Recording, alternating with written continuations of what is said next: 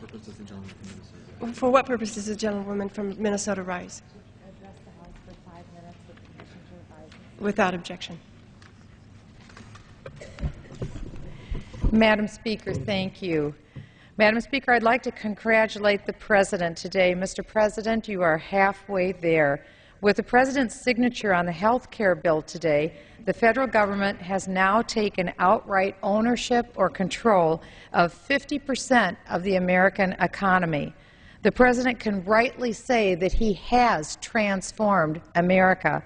Since the inception of Bailout Nation in September of 2008, with the passage of the $700 billion TARP bailout, the federal government Lollapalooza takeover began and was underway. Madam Speaker, President Obama fully embraced the $700 billion bailout plan during the first of his presidential debates with Senator John McCain. During December of 2008, President-elect Obama insisted that outgoing President George Bush release billions of dollars to create the Automobile Task Force for the purpose of preventing General Motors and Chrysler Motors from filing for bankruptcy. But like most government interventions, the billions spent on the auto companies did not prevent bankruptcy, but it did provide a gentler landing for the unions who worked so hard to elect President Obama. Banks were bailed out, and the great Wall Street investment houses, including Goldman et al., turned themselves into banks to be eligible for government-subsidized TARP funds. Soon the federal government turned its dividend-paying shares into equity shares, and government became the outright owner, the shareholder of America's largest banks. Next came the unholy bailout, Madam Speaker, of AIG, the largest insurance company in America. A sponge for taxpayer money, AIG held toxic derivatives, and they've yet to right their ship. The Federal Reserve bought massive, copious reams of toxic commercial paper from private corporations, and the federal government's balance sheet forever changed, subsidized by the American taxpayer. Freddie and Fannie, the secondary mortgage purchasers, were the center of the universe for the financial meltdown.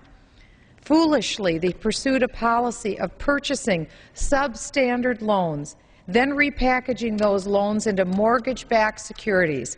Freddie and Fannie greedily spread their economic cancer throughout the financial world, exposing America's taxpayers to potentially trillions of dollars of losses. Freddie and Fannie should have been shuttered. They should have been placed into receivership.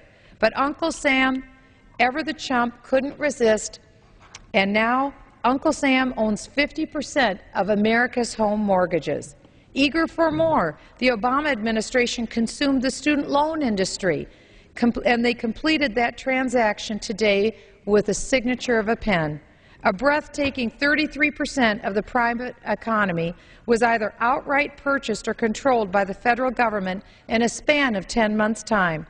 But the brass ring of government-controlled health care still taunted this administration. 18% of the private economy, the finest health care the world has ever known, was the long-sought-after prize of the political left. Today they realized their dream. At the 11th hour this morning, President Obama, with a signage of his name, completed the federal government takeover of health care. 33% plus 18% equals 51% of the private economy today controlled or owned by the federal government. It is fitting on this momentous day that we pause for a moment of silence and lament the passage of half of America's economic freedom. In a stunning 18 months' time, for the first time in America's history, the federal government now owns or controls over 50% of the private economy. Madam Speaker, I say congratulations, Mr. President.